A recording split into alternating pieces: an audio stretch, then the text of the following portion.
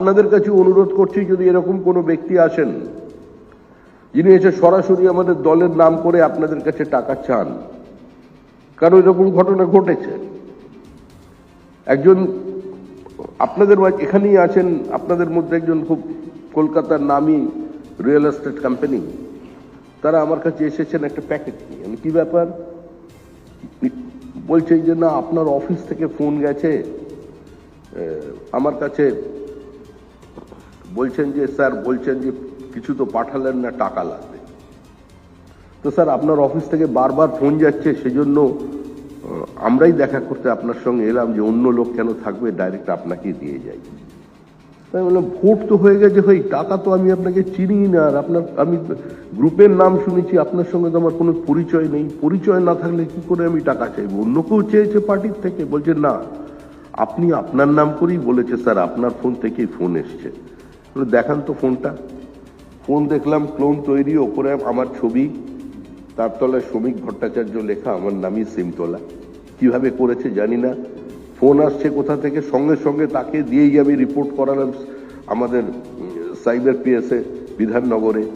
বলছে ফোনগুলো আসছে জলপাইগুড়ি থেকে এবং শিলিগুড়ি থেকে।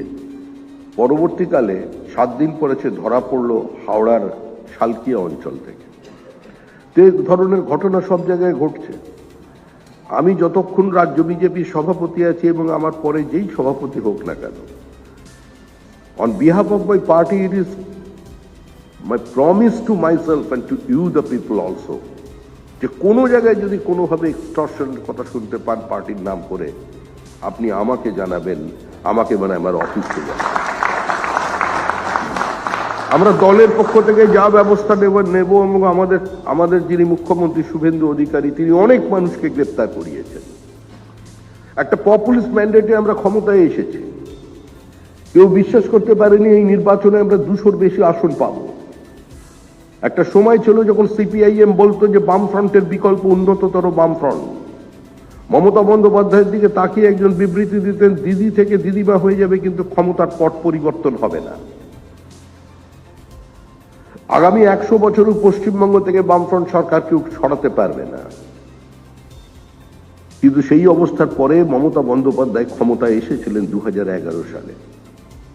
কলকাতা, লন্ডন, দীঘা, গোয়া, দার্জিলিং, সুইজারল্যান্ড, মানুষ এগুলো জানতেন কোনোদিন হবে না, কিন্তু এটা মানুষ বুঝতেন যে একটা পরিবর্তনের প্রয়োজন আছে। সেজন্য ইস্যু ছিল একটাই, রেস্টোরেশন অফ ডেমোক্রেসি, গণতন্ত্রের পুনঃপ্রতিষ্ঠা। আমি আমার মতো করে কথা বলতে চাই, আমি আমার মতো করে ব্যবসা করতে চাই, আমি আমার মতো করে স্বাধীনভাবে সরকারের সমালোচনা করতে চাই। আপনারা যদি মনে করেন পশ্চিমবঙ্গ রাজ্য সরকার এই মুহূর্তে কোনো ভুল পদক্ষেপ নিচ্ছে, আপনারা যদি মনে করেন এমন কোনো পদক্ষেপ নিচ্ছে, সেটা শুধুমাত্র আপনাদের স্বার্থ বিরোধী নয়, আপনাদের স্বার্থের সঙ্গে সঙ্গে আপনাদের যে বায়ার্স আছে তাদেরও স্বার্থ বিরোধী কোনো পদক্ষেপ নিচ্ছে, আপনারা চিঠি লিখে জানাবেন, প্রতিবাদ করবেন। কারণ গণতন্ত্র, ডেমোক্রেসির যে বেসিক ফান্ডামেন্টাল হচ্ছে রাইট টু ডিসেন্ট, প্রতিবাদ করা। যে প্রতিবাদ করার অধিকারটা এতদিন পর্যন্ত ছিল না, যার জন্যই পশ্চিমবঙ্গের বাইরের মানুষ বলছেন চেঞ্জ অফ সিভিলাইজেশন। কারণ আমাদের যে সিভিলাইজেশন, সেখানে একম সদ্বিপ্রা বহুদা বদন্তি, এটাই Bharatvarsha. It's a land of pluralism. আর পশ্চিমবঙ্গ তার থেকে বিচ্ছিন্ন।